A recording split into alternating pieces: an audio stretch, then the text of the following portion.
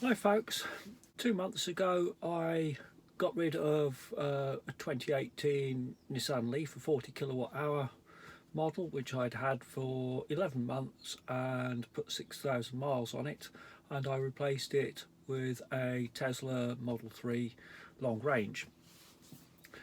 So what I'm going to go through today is the difference you can expect between getting out of a Nissan Leaf to getting into a Tesla. I won't go on the specifications and everything like that. You can look that up yourselves, but I'll just cover all the little details that you will notice when you go from one car to the other, but which you might not actually know about.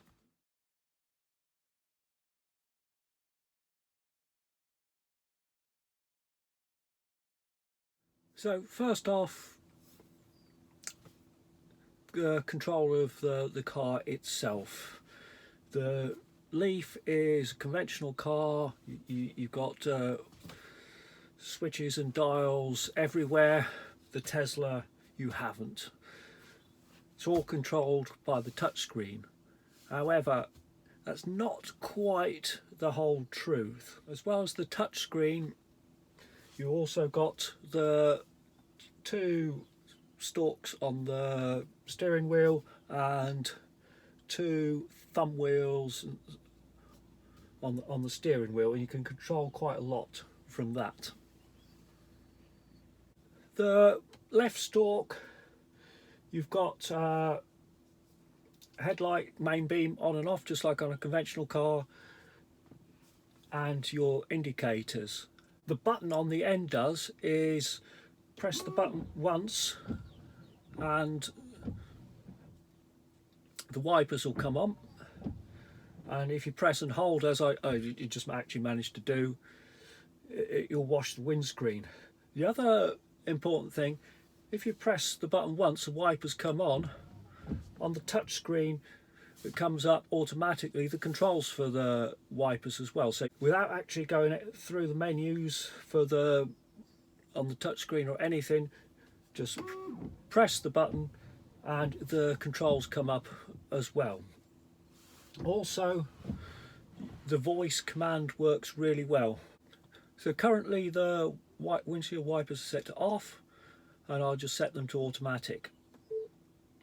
Windshield wipers automatic. And that's done that.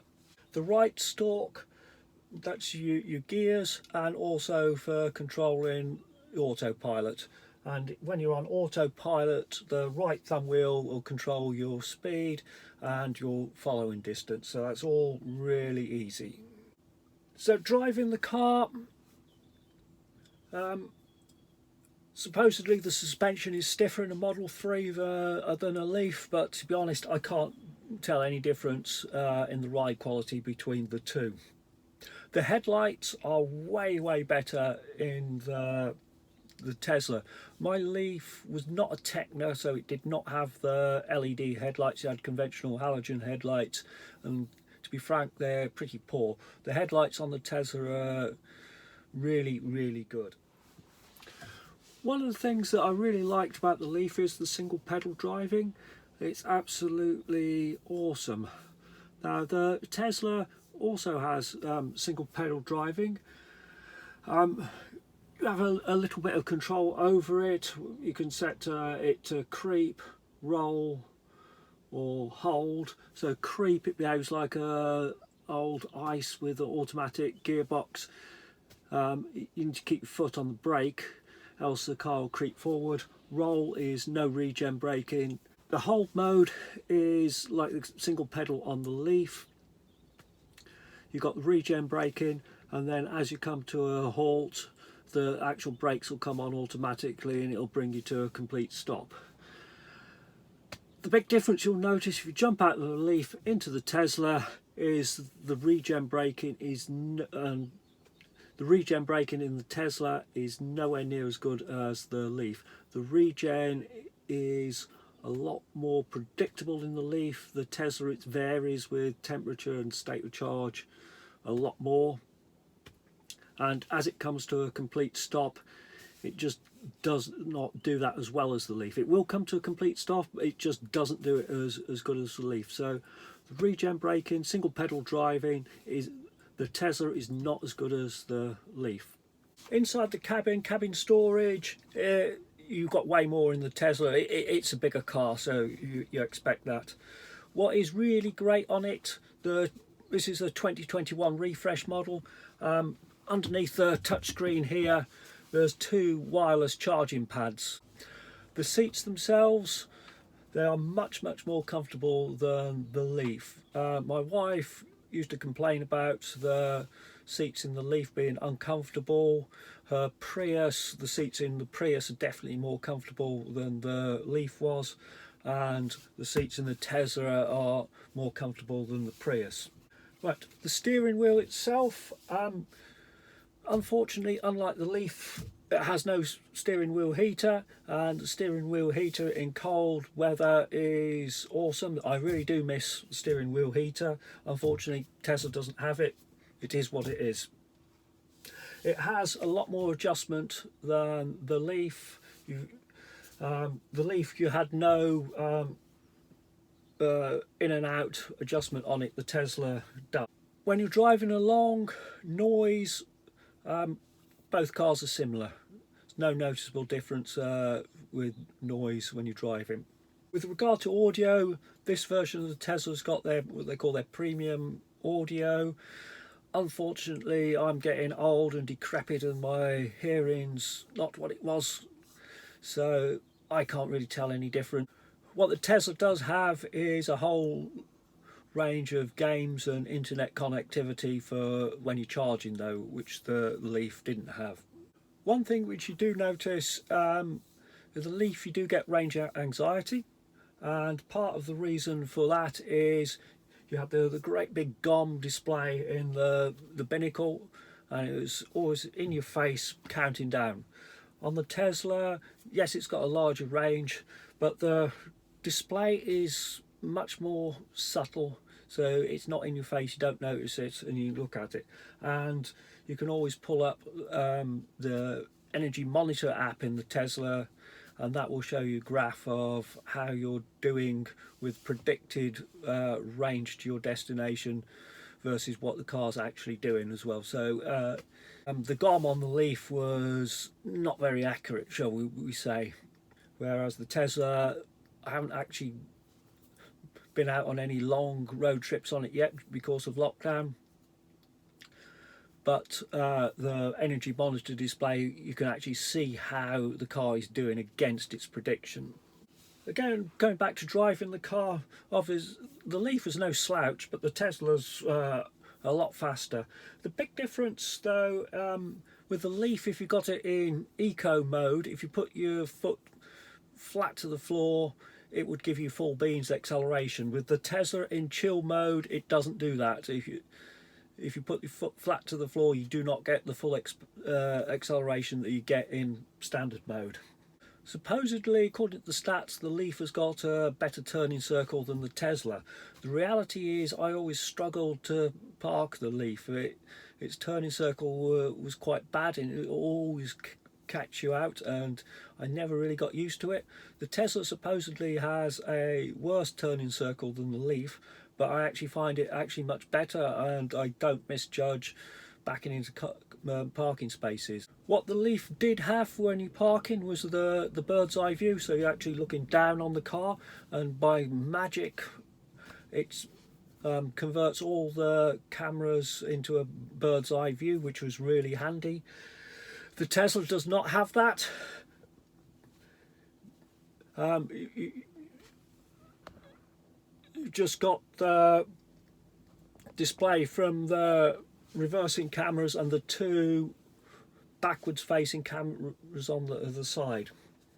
It's adequate, but yeah, I do miss the bird's eye view from the Leaf. But there's quite a few differences with the charging. The main reason I got rid of the Leaf was the 40 kilowatt Leafs are no good for road trips because of rapid gate, and the second rapid charge you do on a road trip will be very, very slow, because the passive battery management system, the battery gets too hot, it doesn't cool down, so your second rapid charge of the day will be really slow. And that's why I got rid of the Leaf and got the Tesla. Slight differences. The Tesla in the boot or trunk, if you're American, has an emergency charger release cable, so if anything happens to the charger, you can't get the charger plug out of the socket, you've got an emergency release in the boot you can just pull and releases the charger. I did have a problem once on the Leaf with a faulty CHAdeMO charger. On the rapid charge, you can only actually stop the charge from the charger itself, not from the car.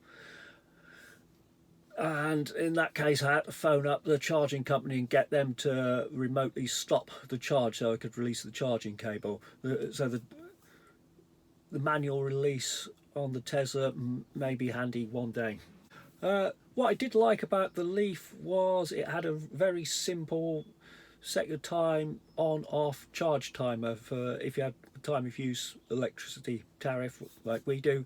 The Tesla does not have that. It's a lot more complicated to try and set timers and everything for it.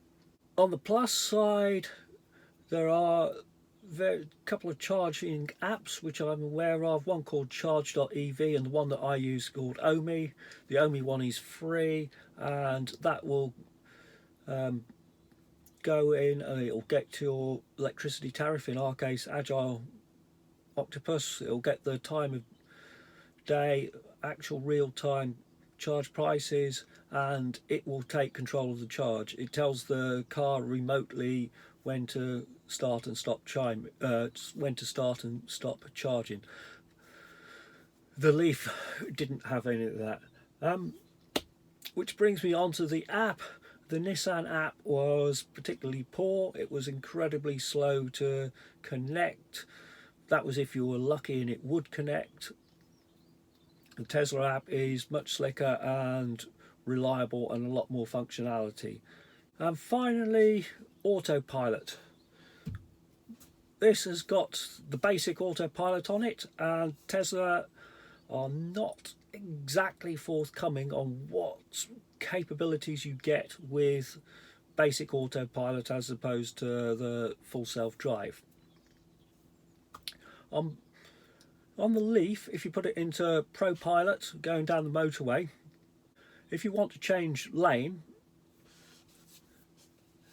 you just indicated, you manually turn the steering wheel, change lanes, and then the ProPilot would take back over again. The Tesla with the basic Autopilot does not work like that, and it will drive you nuts if you try and do it. The Autopilot itself is actually better than the Leaf. It doesn't disengage as much as the Leaf did, and it will work actually on A roads as well, even though Tesla themselves say it's not designed for that. But the big problem with the Autopilot on the Tesla, and this is the basic Autopilot, not like the enhanced Autopilot or the full self-drive, which you have to pay extra for. With the basic Autopilot, if you're going down the motorway and you want to swap lanes, you have to disengage the Autopilot and the screen will go bong. Then you swap lanes and then you engage Autopilot again and bong, and it drives you nuts. So in that respect, the Tesla is not as good as the Leaf. However, if you have you pay a lot more money for either the enhanced Autopilot or full self-drive, the lane changing is better than the Leaf. The car actually change lanes itself, although you do have to use the turn signal to confirm a lane change. That enhanced Autopilot is not available when you order your car. It will appear from time to time in the app, and then you can just upgrade to it, and it's half the price of the full self-drive, so just be aware of that. And that's about it. I hope you've enjoyed it. I hope you found something useful. I hope you found some little tips and tricks, and hope I've answered some of the questions that you may or may not have had. Thanks, guys.